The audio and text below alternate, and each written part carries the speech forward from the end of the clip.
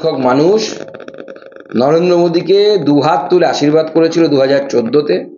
19-এ seat বেড়েছে, 24-এ এর থেকেও বেশি হবে। 303-এ ছিলাম আমরা একক ক্ষমতায়, তার থেকেও বেশি। উনি কি কোন ছাড়? ওনার কাছের বন্ধু পিকে প্রশান্ত কিশোর তিনি তো ডাইরেক্ট বলে দিচ্ছেন যে মোদীজির সরকার হবে, এবং ওনাকে মাথায় রাখতে বলবেন যে উনি চুরি করবেন, ওনার ভাইপো চুরি করবে, আর ইডি সিবিআই কিছু করবে না। এটা আগে হতো, চৌকিদার এখন আছে, চুরি করলে শাস্তি পেতে হবে। মুখ্যমন্ত্রী জেলে গেছে, একজন জমি চুরি করে জেলে গেছে, একজন মদ চুরি করে, মদ নিয়ে দুর্নীতি করে জেলে যাওয়ার জন্য অপেক্ষা করছে। এবং আমাদের মুখ্যমন্ত্রী যিনি হীরক রানী, তিনি যে সরকার চালাচ্ছেন তার যা পরিস্থিতি, আগামী দিনে ওনাকে চম্পাই ব্যানার্জি খুঁজতে হবে না এরকম কোনো সিকিউরিটি আমি তো পাচ্ছি না। ওনার সরকার হচ্ছে ফর দ্য চোর বাই দ্য চোর। ওনার সরকার হচ্ছে চোরেদের জন্য, চোরেদের দ্বারা নির্বাচিত সরকার এবং চোরেদের সরকার। তো এই সরকার আগামী দিনে গোটা ভারতবর্ষের রেকর্ড করবে দুর্নীতিতে। আমরা একটা একটা করে আনছি, এই একটা এলো, এটা শুধু একটা ব্লকের দুর্নীতি আপনারা দেখলেন, তাহলে গোটা রাজ্যে এই ফসল বীমা যোজনা নিয়ে কি পরিমাণ দুর্নীতি হয়েছে আপনারা ভাবুন। পার্থ চট্টোপাধ্যায় কেন্দ্রীয় সরকারে ছিলেন, কেন্দ্রীয় মন্ত্রী ছিলেন, তখন হয়তো উনিও ঝোলা ভরে নিতেন, তাই ভাবছেন এখনো বুঝি সেরকম হয়। তো ওটা কংগ্রেস গভর্নমেন্ট ছিল, তখন কমনওয়েলথ গেমসে ছাতার দামের থেকে বেশি টাকা দিয়ে ছাতা ভাড়া নেওয়া হতো। এই সময় হয় না, ওরকম করা যায় না।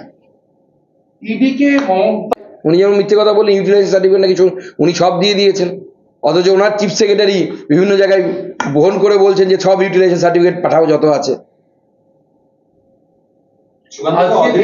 এই টাকা উনি যদি দেন, প্রথম কথা হচ্ছে এই টাকা দেওয়ার ওনার টাকা কোথা থেকে আসবে, সব থেকে বড় প্রশ্ন হচ্ছে এটা।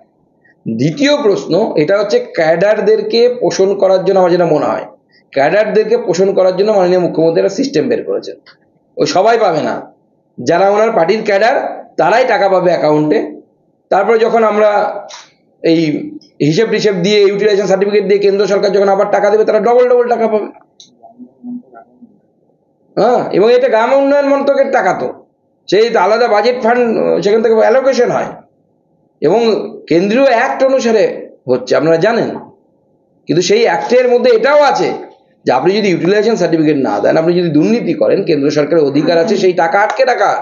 সেই জন্য তো রাজ্য সরকার এত কান্নাকাটি করছে, তো অবস্থান করছেন। যান না কোর্টে, যান না, দেখি দম কত। কোর্টে গিয়ে চ্যালেঞ্জ করুন কেন্দ্র সরকারকে।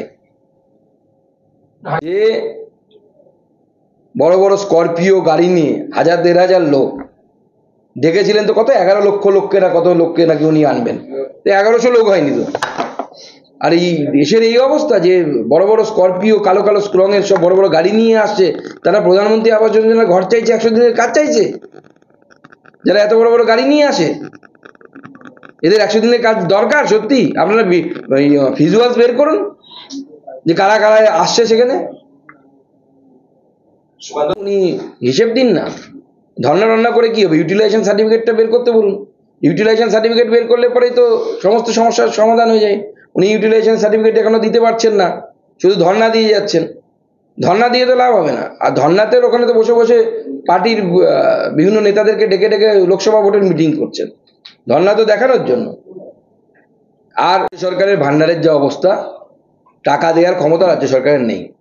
আইদার ওই মদের tax, pouch pack, dear lottery টাকা, অথবা কেন্দ্র সরকারের টাকা সাইফন করবেন অন্য জায়গায়, যেরকম করেন উনি। কেন্দ্রীয় বঞ্চনার দাবিতে